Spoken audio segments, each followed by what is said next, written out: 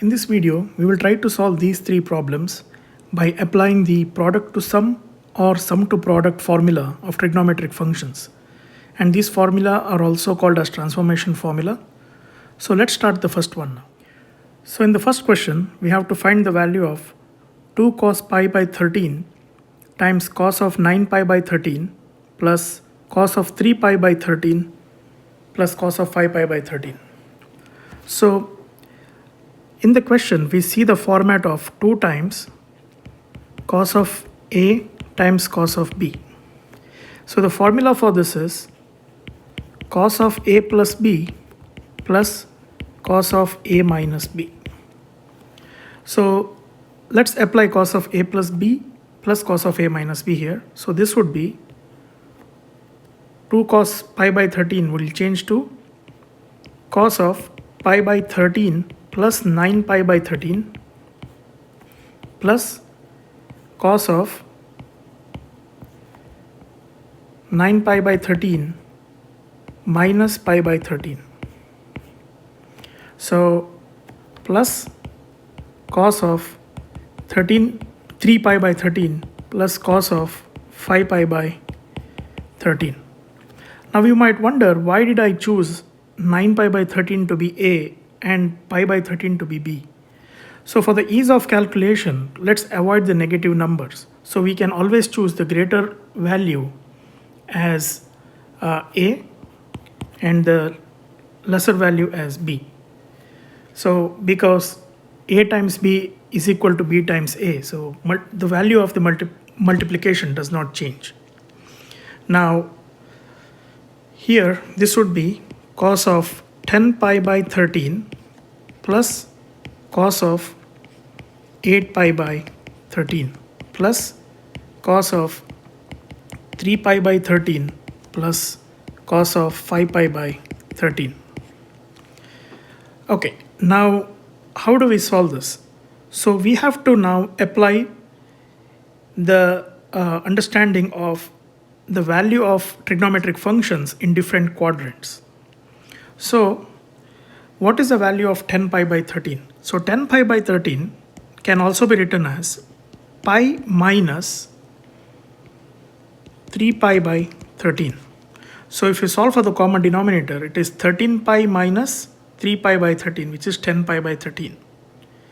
Similar way, cos of 8 pi by 13 can be written as pi minus 5 pi by 13 plus cos of 3 pi by 13 plus cos of 5 pi by 13. Now, from our understanding of trigonometric functions, please watch that playlist as well. We know that cos of pi minus x, this belongs in the second quadrant, and in second quadrant cos is negative, so this will be minus cos of x. So we apply that logic to these two cosine functions.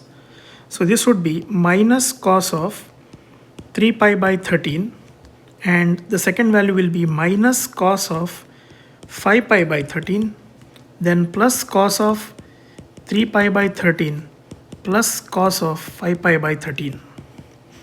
So now we can cancel out all the terms here. So the value of this question, we would get it as 0. So let's apply more transformation formula that we learned in the second question, and also try to apply the understanding of trigonometric functions in different quadrants. I highly recommend that you watch the playlist called Trigonometric Functions.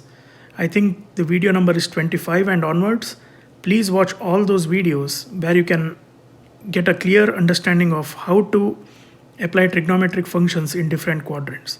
Now let's try the second question. So in the second question, we have to find the value of cos 20 degrees multiplied by cos 40 degrees multiplied by cos 60 multiplied by cos 80. Now how do we solve this problem? So here we see multiples of cosine, which is cos A times cos B times cos C times cos D. We can group each of these functions together in in terms of two cosine functions as a group, and then apply the formula, which is 2 times cos A cos B is equal to cos of A plus B plus cos of A minus B. Now, in this question, we already know the value of cos 60, which is 1 by 2. So one term is already solved. So we can consider this as 1 by 2. Then this is cos A times cos B. So to change it to 2 times cos A times cos B, we just multiply and divide it by 1 by 2. So this will be 2 times cos 20, cos 40, and cos 80. So now let's consider this as the first group that we are going to solve. Let's consider this to be a format 2 times cos A cos B. So the formula is, so this will be 1 by 4 times cos of A plus B is 20 plus 40, which is 60 degrees. Cos of A minus B again is, I'm considering A to be the greater value here so that it's easier to multiply. Even if you consider it to be A to be 20, cos of minus x is cos x, so you don't have to worry about it. So here this would be 20 degrees multiplied by cos of 80 degrees. Now again, so there is a plus here. I'm sorry about that. So there is a plus here. This is because it's cos of A plus B plus cos of A minus B. Now we would have 1 by 4 multiplied by cos of 60 is again 1 by 2 plus cos 20 multiplied by cos 80 degrees. Now let's solve this equation. So we would get 1 by 4 multiplied by 1 plus 2 cos 20 divided by 2 multiplied by cos 80 degrees. So this would be 1 by 8 multiplied by cos 80 degrees plus 2 times cos 20 cos 80. Now 1 by 8. Now cos 80 is an individual term. It does not have any other variable with it. So now let's apply the logic of trigonometric functions in different quadrants. Cos 80 can be written as cos of 180 degrees minus cos of 100 degrees. Correct? And this is of the format 2 times cos A cos B. Let's apply the values again. So this will be cos of A plus B is cos 100 degrees plus cos of 80 minus 20, which is cos 60 degrees. Now in the second quadrant, cos is negative. So this will be 1 by 8 times minus cos 100 degrees plus cos 100 degrees plus 1 by 2, because cos 60 is 1 by 2. So we can cancel this out. Now this will be 1 by 8 multiplied by 1 by 2, which is 1 by 16. So that is the value we find after solving the second question. Let's try the third one.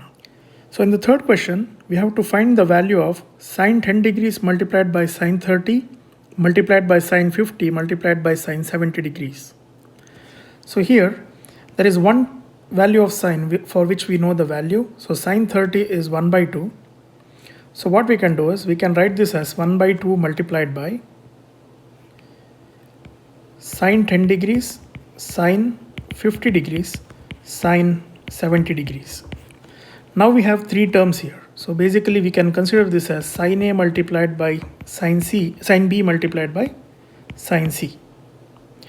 Now we know that 2 times sine A sine B, this is equal to cos of A minus B minus cos of A plus B.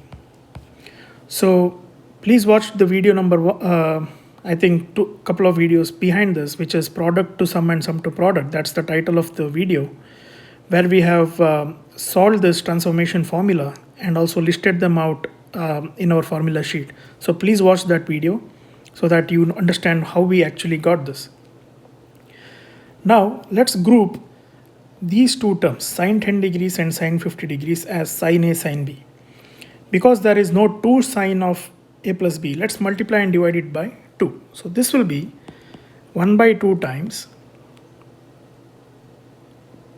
1 by 2 times 2 times sine 10 sine 50 multiplied by sine 70 degrees. So this will be 1 by 4 times, now this is 2 sine A sin B, which is cos of A minus B. I will write it as cos 40 degrees minus cos of A plus B, which is cos 60 degrees, and multiplied by sine 70 degrees. Now let's multiply its sine value here. So this will be 1 by 4 times cos 40 sine 70 minus cos 60 is 1 by 2. We will write it as sine of 70 degrees by 2. Now here let's solve for the common denominator. We would have 1 by 8 times 2 times sine 70 cos 40 minus sine 70 degrees. So this will be again 2 times sine of A multiplied by cos of B, and the formula for that is 2 sine A cos B is equal to sine of A plus B plus sine of A minus B. So let's apply that here. So this will change to 1 by 8 times sine of A plus B is sine 110 degrees plus sine of A minus B will be sine 30 degrees minus sine 70 degrees. Now what we can do is we will get 1 by 8 times sine 110 can be changed to sine 180 minus 70 degrees plus sine 30 will be 1 by 2 minus sine 70 degrees. Now sine 180 minus x is of the format pi minus x. This is second quadrant where sine is positive. So our equation would change to 1 by 8 times sine 70 plus 1 by 2 minus sine 70, because sine of pi minus x is equal to sine x. Now let's cancel the sine 70 with the negative sine 70. So we will have the value of 1 by 16 for question number 3. So thank you so much for watching till here. Please share this video with your friends. It will be useful to them too. I will see you in the next video.